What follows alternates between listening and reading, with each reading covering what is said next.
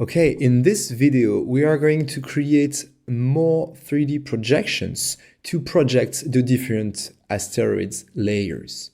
If you'd like to follow along but you didn't complete the previous videos, you can open the file v12.nk in the Nuke folder.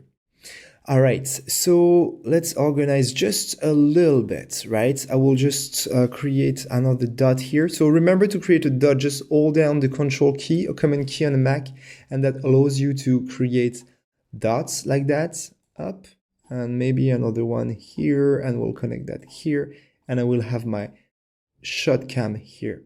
So why am I just using one shot cam instead of just duplicating that camera everywhere? Because I could do that as well, right? I could do Control C, Control V, and hooked up that guy like that. Well, the reason is that if I want to modify the camera animation, then I will just have only one node to modify, and that's the best way to me how to do it.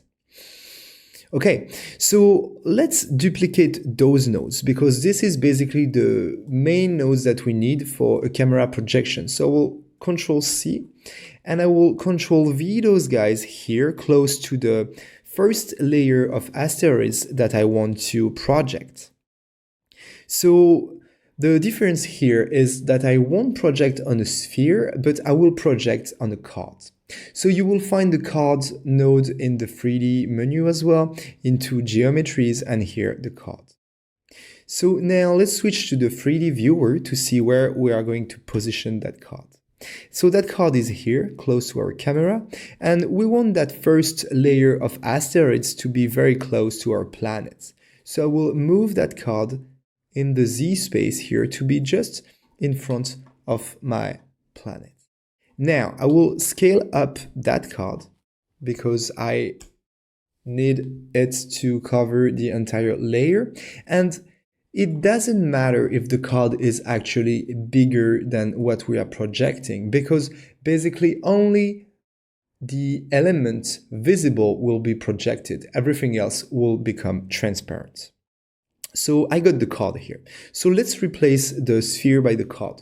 So to replace a node which is already inserted in the script, you can select your node, start moving it, and do a Command Shift and place the node on top of the other one and release. And the node will swap. Okay? So now I will connect those guys here. I will connect the image I want to project to my Project 3D here, and basically whatever is outputted from that scanline render will go to my merge node here.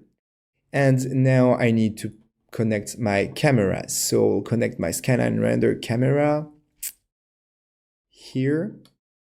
I will do it clean with a little dot as well, and like that, for example. No. And now we need to connect as well the camera for the Project 3D. So we'll connect it here, but don't forget to place back the frame hold as well, right here. Okay, let's have a look. So, and yeah, everything is moving.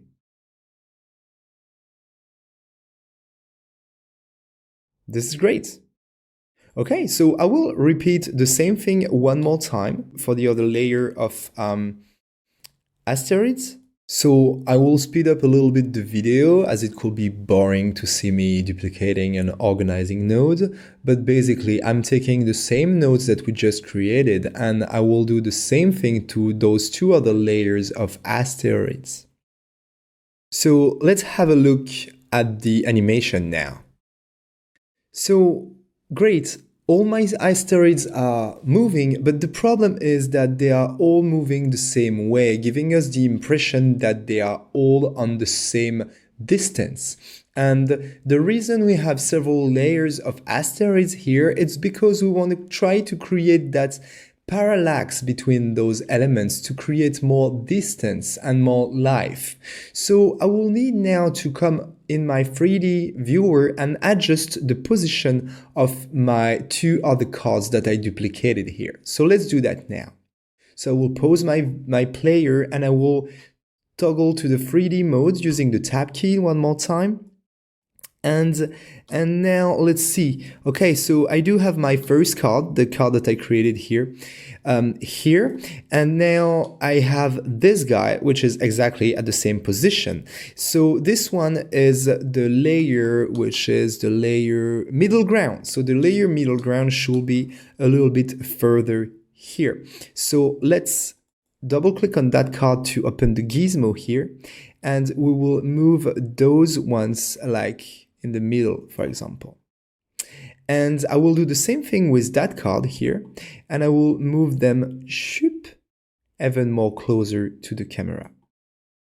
Now let's have a look and see if there is any difference. Well, apparently there is a difference because things moved already. And let's cache the video and see if we can see parallax between those different rocks. And yeah, it works better. I can see a little shift between the different rocks which are on different layers.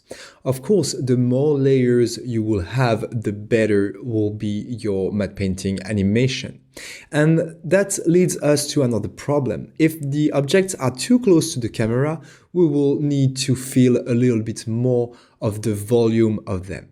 And this is something that we are going to see in the next clip, where we are going to not project on cards, but we are going to project on actual geometries. So see you there.